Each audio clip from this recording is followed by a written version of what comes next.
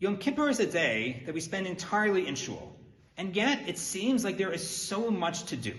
The Machzor is hundreds of pages long. There are 5 Shemona Esreis, 5 Tefillos, there are 10 Vidois.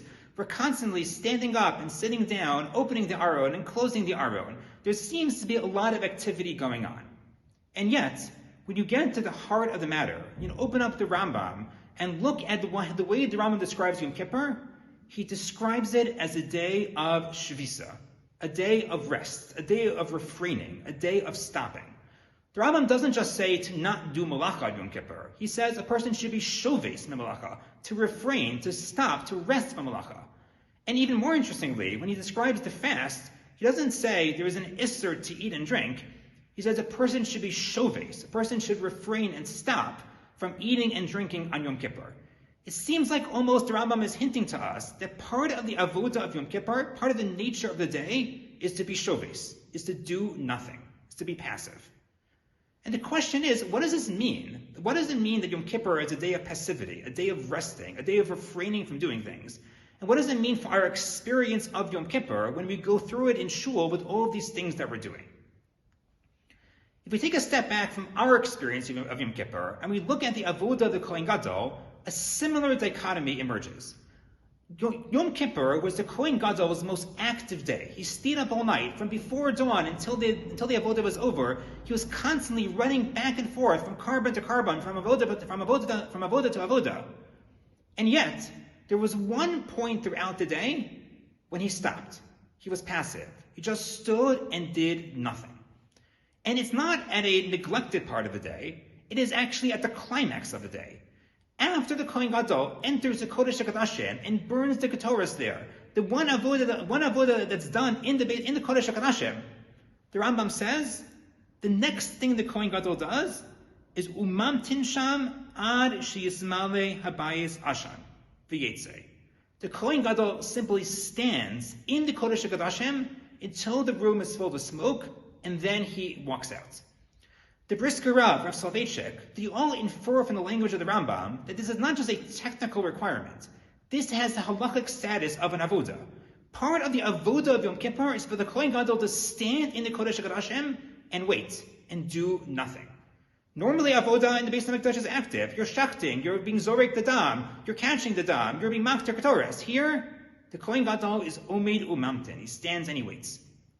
What does this mean? Perhaps the explanation is where the Kohen Gadol is standing. He's standing in the Kodesh HaKodashim.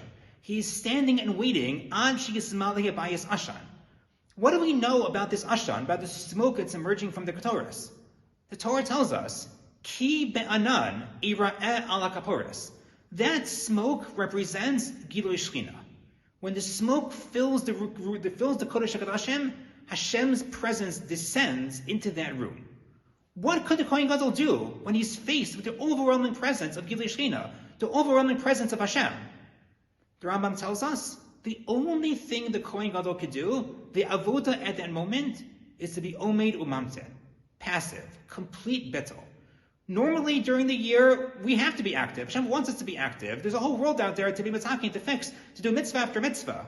But we have to realize, when we are in the total presence of Hashem, we have to accept the fact that our activities are minuscule.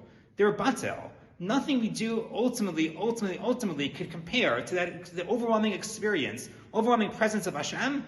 Our reaction is omed umamten, just standing and waiting. Perhaps that is our avodah of Yom Kippur. That's why the Rambam emphasizes to be shoves, to refrain. We're not in the Kodesh HaKodashim like the Kohen Gadol, but we're supposed to experience Yom Kippur in a similar way. There was a Gilui Shechina in the world on Yom Kippur. How do we as Jews react to that when we experience that, when we sense that, when we feel that? We're shoves. We stop. We refrain. When we sense the Shekhinah is there, we have to realize we're totally batel to that overwhelming presence of HaKadosh Baruch Hu. This, perhaps, is one of the themes of Yom Kippur, but it also has resonance throughout the year. During the year, Hashem wants us to be oved, to serve Hashem by being active, by running from mitzvah to mitzvah to mitzvah. And yet every day, Hashem wants us to start off our day with a different type of avodah, the avodah of Tefillah. Yom Kippur is an entire day of Tefillah, an entire day of being omed lifnei Hashem. But every day we have the privilege, we have the schos, we have the obligation to take a couple of minutes out at the beginning of our schedule to be shoves, to rest, to be omed lefnei Hashem, which is the halachic definition of tefillah, according to Rav Chaim Soloveitchik, and use that to energize the rest of our day when we're being active. So it should be our tefillah, should be our bracha, that all of us should be able to experience the Gilui Shechina on Yom Kippur, to be shoves, to realize that we're totally batzels of Hashem, and to have that as a model for our daily tefillos throughout the year.